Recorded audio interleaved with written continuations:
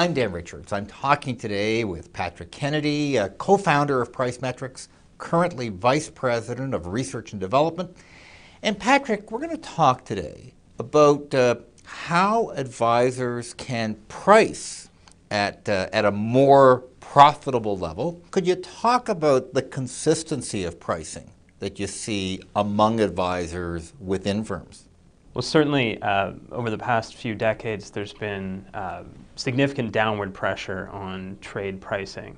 What we observe about the industry today is an amazing inconsistency in price levels. It's not uncommon to see advisors who are charging 2, 3, even 4 times what others are for similar business. Value One gives you the confidence to know that the pricing model that you're using is competitive out in the marketplace. It's helpful to know what the market will bear and what my peers are charging. What are the things that you're seeing as driving this decline in pricing that puts pressure on pricing levels today? Advisors are given a lot of discretion over pricing, both to set their own levels, set their own structure. But they're not given good information, both about their own pricing, but in particular about how their pricing compares to others in the industry. So really, they have a lot of power, but not a lot of information to wield that power. Value One's been really useful for us in addressing individual pricing issues. Clients will often use the cost of a discount trade as the reference base for pricing. There is a calculator on Value One that allows me to go in and on a particular transaction see how my peers within the firm or my peers across all firms would price a particular transaction. Are there things that you see that advisors that are more successful in terms of the prices that they charge have in common? When we look at higher priced advisors, we see some common themes. Their clients tend to know, but then understand and believe in those advisors' value proposition. Discount brokerage and its emergence in 3 or 4 decades ago now, it's hard to believe, did give investors an alternative. What the full service industry, I think, did not do a terrific job of is differentiating the value of advice from the value of trade execution. We provide retirement planning, financial planning. We work with their lawyers and accountants. So we provide a pretty robust service platform, and frankly, we weren't charging for it. And Patrick, could you briefly talk about the kind of information that PriceMetrix Value One provides to advisors to help them on their pricing decisions?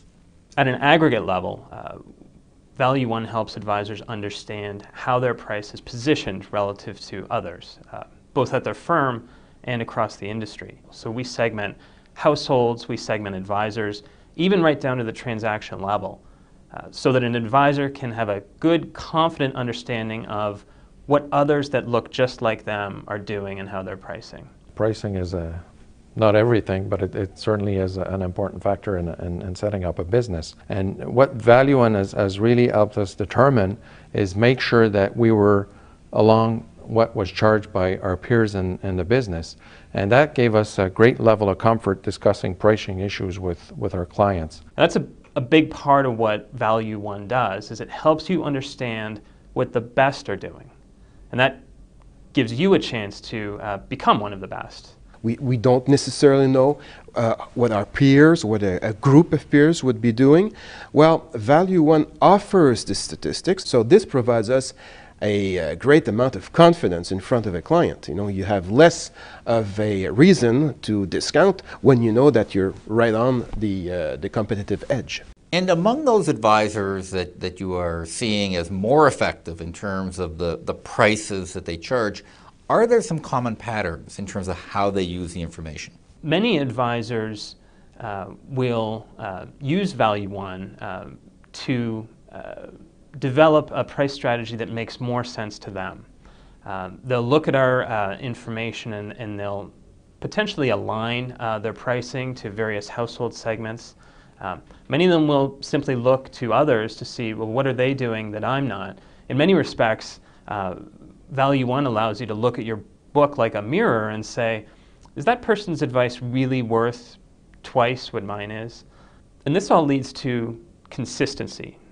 And price consistency is one of the most important and often overlooked elements of a good pricing strategy. What I found before is we hadn't adopted a standardized pricing, and Value One showed us that we weren't pricing at the top end of the range, we were more to the lower middle end of the range. So we consciously adopted a standardized fee schedule, and now we just bring it up as a matter of course. Patrick, last question.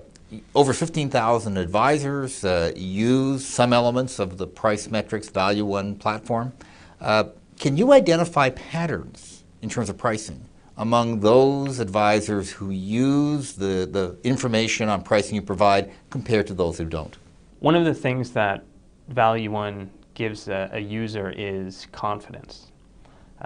Confidence not just in your value proposition, but that what you're charging is both a fair reflection of that value proposition, but also is fair relative to the market alternatives. What's happened is our entire price realization model has increased dramatically, but at the same time, we're providing more service and more of a total financial planning approach to those customers. We've certainly helped a number of advisors raise their price. Just about 40% of advisors who've worked with the Value One solution have seen their overall price levels go up by 10% or more. To a typical book, that can have a meaningful impact on your gross production. You could be talking about $40,000, $50,000 a year in gross production, and that's the same business that you were running last year. That's the same clients and the same transaction activity. Pricing remains, for most advisors, the easiest way to raise your production level. Patrick, thank you very much. Thanks, Dan.